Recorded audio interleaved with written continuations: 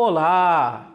Sou o professor Roberto Silva, diretor da Faculdade Teológica e Línguas Bíblicas FTLB.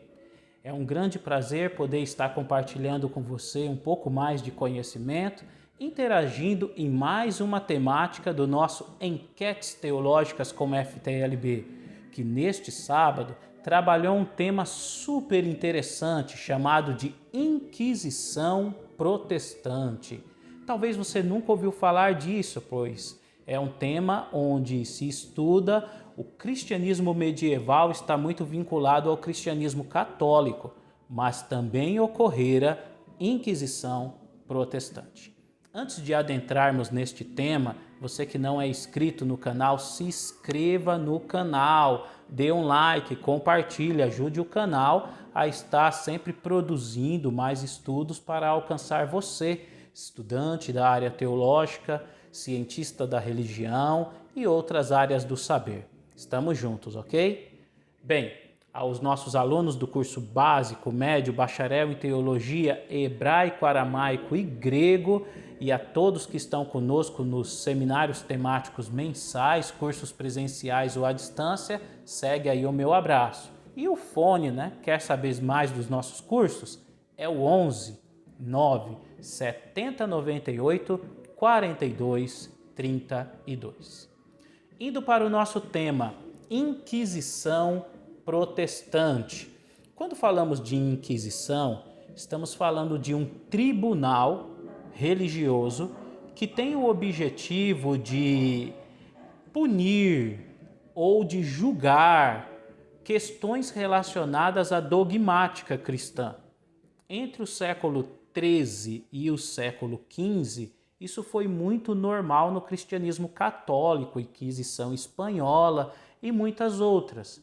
E as problemáticas por trás de tudo isso giram em torno da tortura que os inquisidores, os quais na grande maioria eram padres, exerciam sobre o corpo do outro. Percebe? Então isso é um problema, porque a ideia de exercer violência sobre o corpo do outro era uma tentativa de dizer que vamos estar purificando o herege. Vamos estar purificando o herege através da dor ou através do mesmo ser queimado vivo para que ele possa obter perdão, redenção e talvez abreviar os seus anos de estadia no purgatório. Essas terminologias estão muito envolvidas no chamado cristianismo medieval católico. Então, eles julgavam causas. Uma pessoa discordava de um ponto da dogmática e ele, às vezes, se apresentava diante do tribunal, se confessando, porque a mente pesava. Era trabalhado todo um aspecto de que se você for contra a visão eclesiológica, dogmática, institucional, você seria réu do purgatório ou do inferno. Então as pessoas tinham a sua consciência pesada e quando elas cometiam um delito, elas mesmas procuravam as autoridades para se confessar e em alguns casos elas passavam pelo tribunal da Inquisição. Em outros casos, elas não se confessavam, elas eram denunciadas e depois disso passavam pelo tribunal da Inquisição. Em meio a todos esses problemas, católicos tentam dizer que não houve, talvez, pessoas que foram queimadas. O que ocorreu foram bonecos que representavam a figura do réu. No entanto, tudo isso é muito complicado, pois nós temos o relato histórico de John Huss, uma pessoa que viveu ali no século XV, no período pré-reforma, 100 anos antes de Lutero, e ele foi queimado por discordar de algumas dogmáticas do cristianismo católico. Ou seja, há indícios históricos onde pessoas literalmente morreram, foram queimadas. É um absurdo ouvir isso, mas foi a realidade. A igreja exercia violência contra o corpo do outro na ideia de purificar o herege por causa das suas heresias, né?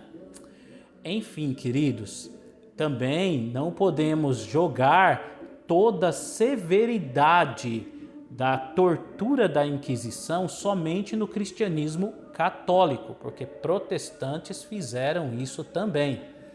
Ou seja, temos alguns instrumentos de tortura contra o corpo do outro, tal como a dama de ferro, uma espécie de sarcófago, onde a pessoa era colocada dentro, tinha pregos pontiagudos e o corpo da pessoa era perfurado. E ali ela ficava ao bel prazer dos inquisidores. Nós vamos ter a cadeira espanhola, ou a chamada cadeira das bruxas, onde o réu era sentado na cadeira e ele sofria todas aquelas dores. As mulheres tinham um instrumento peculiar a elas, que era chamado de esmaga-seio.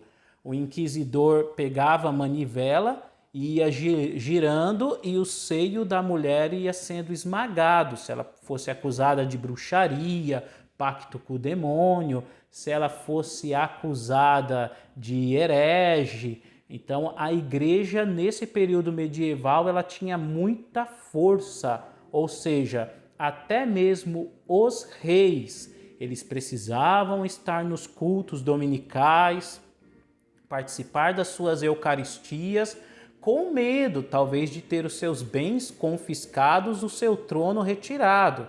Não era uma questão muito simples. Mas temos a chamada Reforma Protestante em 1517, com as teses de Martinho Lutero e outros pensadores posteriores a Lutero.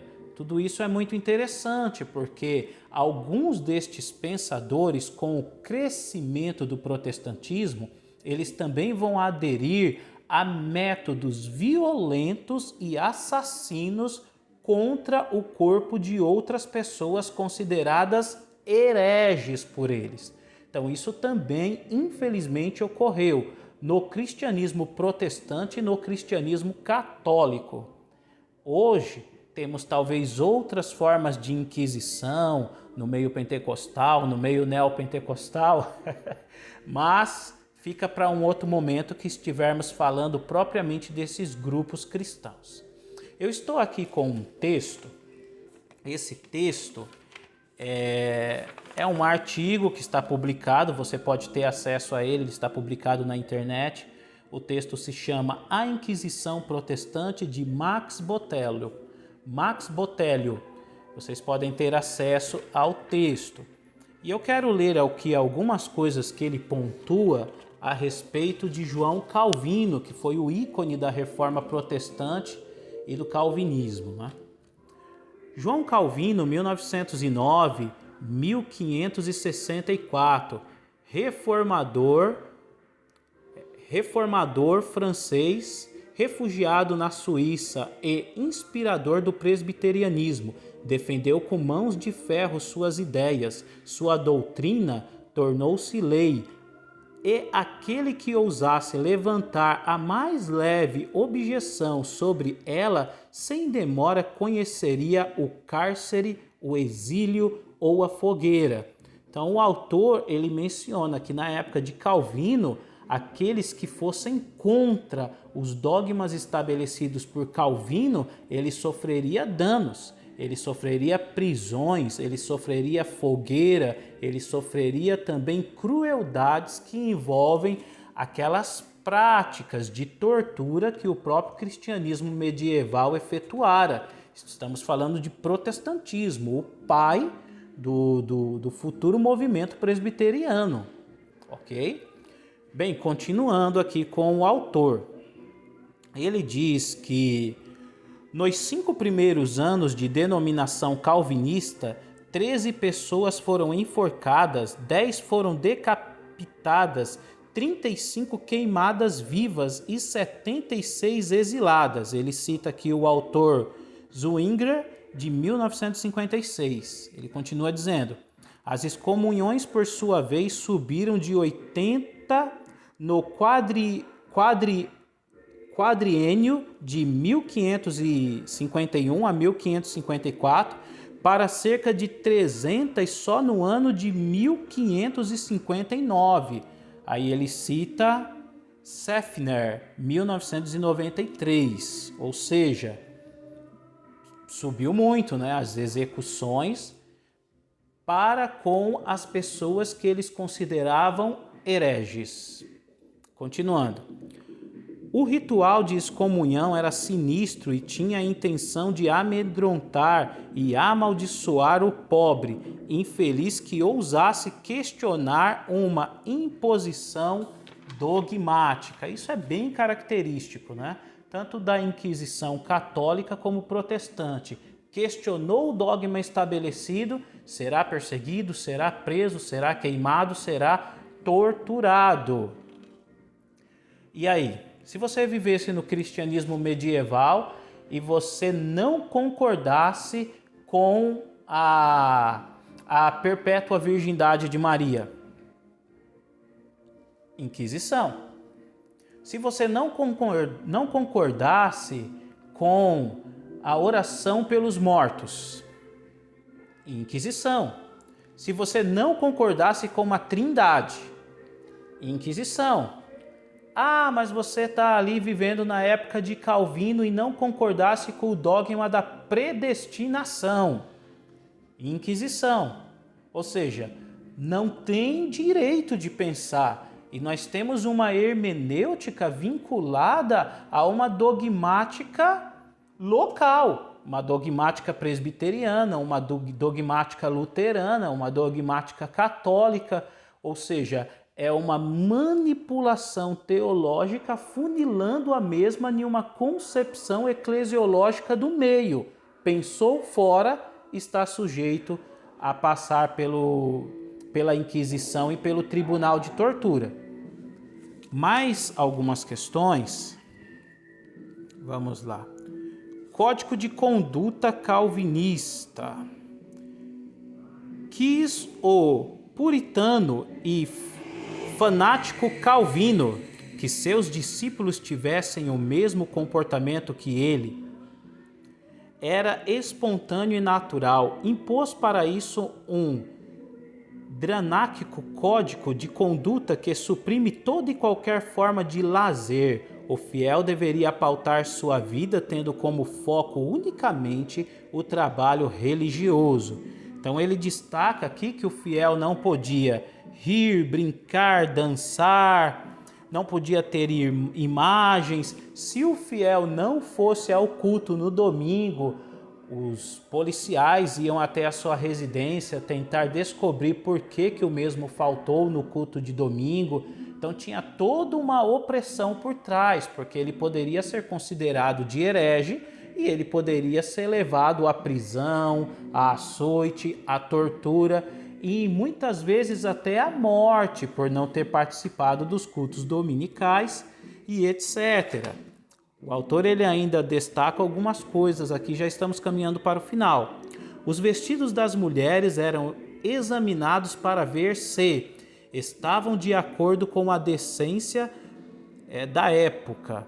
E também a cozinha era vistoriada para saber se o regime alimentar permitido não fora infringido. Ou seja, o vestuário, o look feminino era averiguado para saber se estava ético e moral a partir da aceitação da época e até os tipos de alimentação. Não poderia se comer qualquer coisa. Isso é interessante. Tem um filme que eu quero indicar para você, O Jantar de Babette. É muito interessante. Destaca ali um grupo que ela está oferecendo um jantar com várias comidas que o grupo entendia que eram profanas, mas na hora que eles sentiram o paladar daquela comida, eles viram que não tinha nada de profano. Enfim, então todas essas coisas, uma comida considerada profana, um vestuário considerado profano, negar questões dogmáticas poderia ser o motivo suficiente para que o réu viesse ser preso, viesse ser torturado e às vezes morto.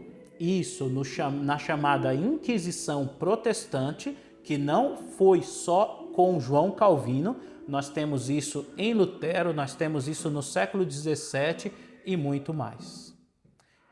Bem, ficamos por aqui.